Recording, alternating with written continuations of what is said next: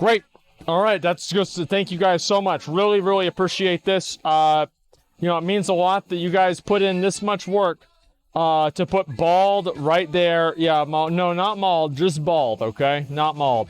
Let me go over here. I want to show you guys this. This is incredible. Blizzard has actually put on, they put in a lot of work to this. Look at this. This is all a WoW Classic information. I'm scrolling all the way down here so you guys can see. Look at all that. Look at all that, dude. Look at all that, dude. Look at all that, dude. Look at all that, dude. Okay, so let's see what we've got going on here. So we have, what is WoW Classic? World of Warcraft Classic is an experience that will cause you to lose both your job, your loved ones, and your girlfriend. You also will no longer care about money or anything else outside of the game, and gold will be the primary value of investment, and your favorite day of the week will now be Tuesday. Okay, so that's great. And has been restored to realize a truly authentic experience. Now we have the old model there. That's the original map, the map in the way that it should have been. And minimum requirements, obviously a bunch of shit. Basically, if you have a Game Boy, you can play this. Let's see here. Obviously, you need a NVIDIA GeForce 1080 Ti in order to run Classic WoW. Getting started, open a Battle.net launcher, realm types, normal PP, and RP. They actually are adding RP PvP servers, which is something I wasn't really expecting. That's good, though. I'm glad they're doing that. Creating your characters, and this, they show you, like, basically which characters can be what, which races can be what. That's good. Each race has specific abilities that will have a big impact on your gameplay, so choose wisely. You'll be able to create a maximum of 10 characters per WoW Classic realm. Starting locations, that's just all the basic-ass bullshit. I want to make sure they don't have any gear here that's not... Let's see. Okay, all of those are vanilla WoW pieces of gear. That's good. And so are those. Okay, that's good. This actually is correct. Good. Let me go all the way down here. Each race begins in a specific region in Azeroth. So they're actually putting this out here for, like, people that are completely new to the game, because at least it seems to me like that's what they're doing, right? Because you look at this kind of stuff. I mean, this is kind of a almost like a new player's guide. So that's really great to see. Characters in World of Warcraft Classic earn new abilities as they level, based on their class. You'll have to train these abilities as you acquire them, visiting class trainers located in the capital cities. At level 10, you'll gain access to class talents. It's crazy to me that they're actually doing this. Because I haven't really thought about it, but it has been that long. It's been a long fucking time since this has happened, so I guess that does make sense. Available weapons skills. Oh boy. Resources. Some classes require resources to cast specific spells or use certain abilities, like blinding powder and everything, right? Tip, buffs don't come cheap, so if you want to get a pocket healer to join you on your next adventure, you may just want to buy them a few supplies, out of the goodness of your heart, of course.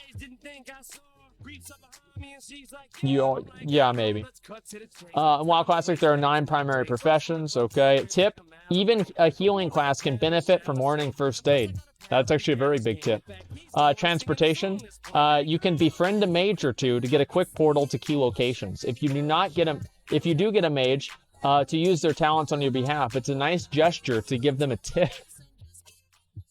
Alternatively, you can get summoned by a warlock to another location. You need to group up or be either with the mage or the warlock first. Okay. Grouping up and looting.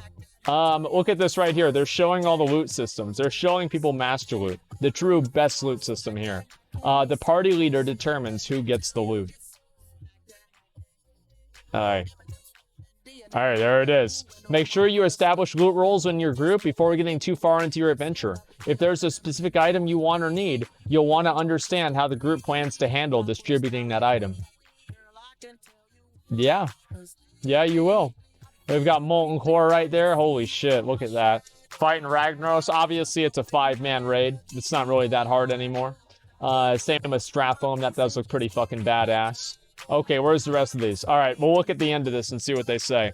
With the launch of WoW Classic, you'll be able to take part in some of the dungeons and raids that define the game at its earliest days. That said, you'll need a few friends to join you at first. The Looking for Group channel /join Looking for Group is a great resource for finding players to group up with. If you want to summon them to your location, you'll need to add a warlock to your group. Otherwise, you'll need to wait for them to make their way to you. If you travel to the entrance of a dungeon or raid, you can hover your mouse over the meeting stone and see the name of the dungeon and its level range.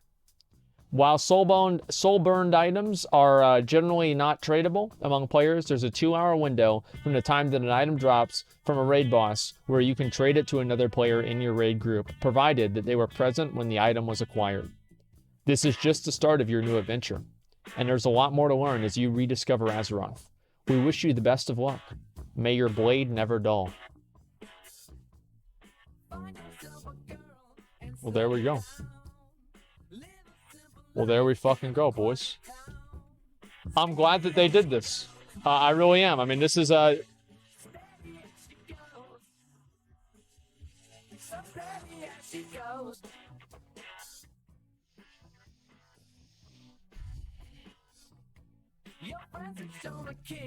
Okay.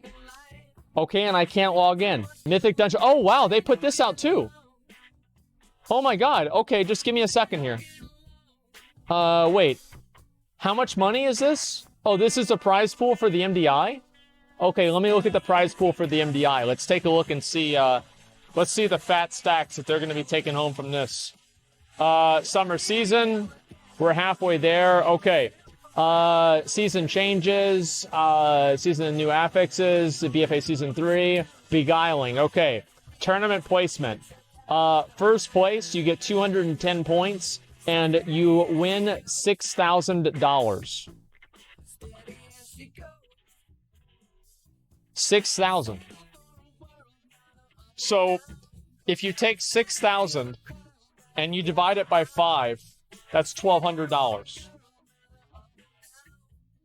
So you take $1,200 and you cut it in half because that's basically what your taxes are going to be, including prize winnings. Maybe a little bit less than that. You're coming home with a McDonald's cashier's check. Woohoo! Wow! Great! Yo, so remember, whenever somebody wins MDI, just ask them if you can get fries with that, okay? Because it's basically the same thing. This is insane. Like, Blizzard, give me a fucking break. Are you fucking serious? But that's if you win. That's it's cup, not MDI. They need to put in more money for this, man. Like, here's what I think Blizzard should do. In the interest of the players, Blizzard should integrate. Blizzard should introduce sponsors for these different events. The sponsors will pay a lot of money to be on the events, and then they can take that money and put it into the prize pools. There is no law, there is no 10 Commandments rule that says that these events can't be sponsored. Why would they not sponsor them? Here's what they're doing with money. They're taking a dollar bill. I don't have a dollar bill. Please donate. Okay, I don't have a dollar. It's over there. It's out of reach. I'm not going to go. But let's say, like, you have a dollar bill, and then you light it on fire. And then you don't have the dollar bill anymore because you lit it on fire. It's gone. So, you're taking the money, and you're wasting your money. You're wasting your money. Like, I mean, all they have to do is just get sponsors in here. It's so fucking easy. Just get the sponsors. Let me see if I can log back on here, if this is going to be back on. Check Dota 2 Invitational prize pool. It's funded by the players. Well, that's the thing, is I'm not really sure, like, when are they going to tell everybody how much money they've made with those toys? Because we've been waiting to see that for a while. Because they added the toys into the store in order to fund the MDI and the arena tournaments. And I want to know how much money that's going to be. Because let's say, all right, let's do some maths here, all right? Let's do numbers. Brain magic. Okay, so the toys are $10. So obviously 25% of the $10 would be $2.50. So let's assume that how many people probably bought the toys? Let's say 100,000 people bought the toys. Maybe, you know what? Let's go with 200,000 people. So 200,000 people, that is 200,000, 250, that's $500,000. So, let's say, so $500,000 that they can put towards this. And $500,000, you split that in half. You just cut it straight in half. Like half for the arena term, half for the arena team, half for the MDI. So then you have $250,000. If you just simply take the 250,000 people, Bobby takes half. No, Bobby takes 75%. And I'm talking about the 25% because $10 is going to be 2.5, right? So you multiply that by 200,000, that's going to be 500,000. Then you divide that in two. It's obviously it's a quarter of a mil. And then you're going to kind of distribute that between the players. If they did that and they sold, let's say, 200,000 units, and they had it the exact same way, right? And they'd obviously have like certain other charges too. So that's like also profit. So what they're talking about is like money that they make. Whenever they sell it for $10, they might not necessarily be saying that the entire $10 of the sale price is going to completely go, and 25% of that is going to go towards the payment. They could also be saying that 25% of the profit that they're able to make is going towards the payment. So that would actually be like more like $8 or something like that. So yeah, servers are up. I'll try to log on again. The point that I'm making is that would actually make the tournaments viable. That would make they're not available. It would make the tournaments viable alternatives for people and allow people to invest more time into the events. Mythic Plus, Blizzard doesn't know what they're doing with Mythic Plus. They don't know what they're doing with Mythic Plus. They don't know what they're doing with Arena. They don't know what they're doing, period. They don't.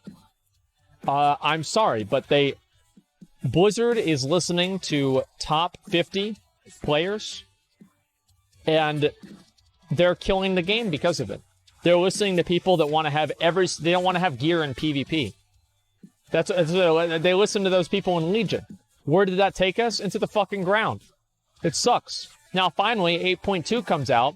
Blizzard finally decides, hey, you know what? Maybe we shouldn't listen to the top 0.001% of the player base in competitive activities and develop the entire game around their needs and wants. The issue is that the Mythic Plus gear is boring. Here's what they can do. Quick fix. Add a secondary, you know how you can get items that are like Warforged, Time Warped, and everything like that? Add another affix like Benthic gear, call it Beguiling. Make all the trinkets and weapon beguiling items and some of the armor pieces as well. Give them additional affixes that work in Mythic Plus that allow you to build a piece of gear set around that. That's simple. Beguiling, yeah. And Mythic mode isn't boring. What? Nobody does Mythic mode. Nobody cares. Like, it's...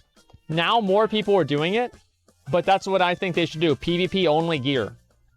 More RNG? No, it would not be more RNG. It would be each season, they should use the affix of the, of the seasonal affix in order to inspire them to create gear that works that way.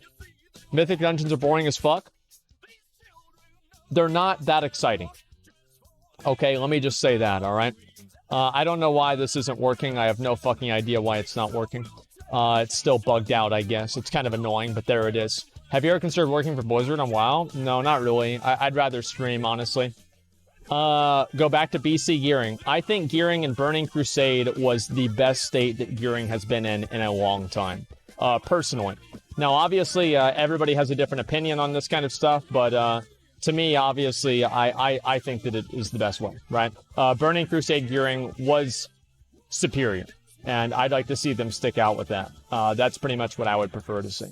Okay, so that's pretty much how I look at it. Stop trying to make an MMORPG an esport. Well, the thing is, like, you can make that. What they need to do is they just need to make specific rules for the esport version of the game. It's not complicated.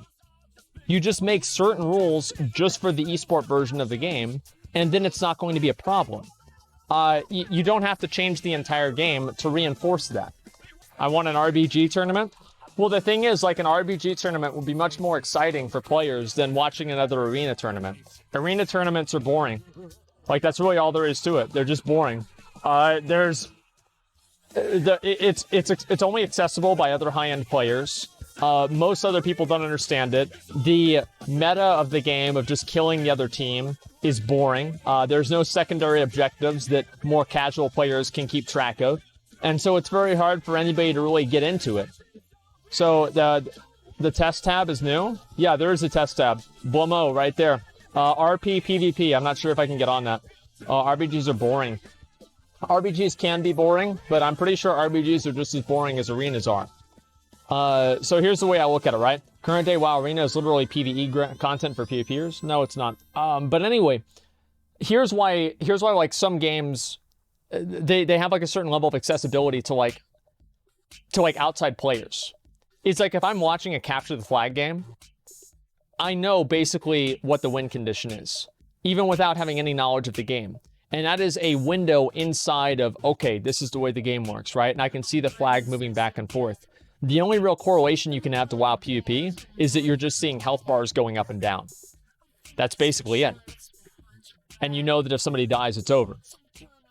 There's never any turnarounds, really, unless you're counting people that are using CDs and, you know, not dying. Like, there's never a time where there's like a 2v3 and the 2v3 team wins, right? The team with 2 wins. It almost never happens. In RBGs, you have a lot more... The issue also with RBGs is you also have a lot more, like, problem with, like, kind of steamrolling and, you know, I guess, like, just, like, snowballing, basically. And I think that is a big issue that RBGs have. But I think that they should focus more on doing other types of PvP content that have secondary objectives besides just team deathmatch, because I think it's more understandable for a viewer. That's really all I'm trying to say.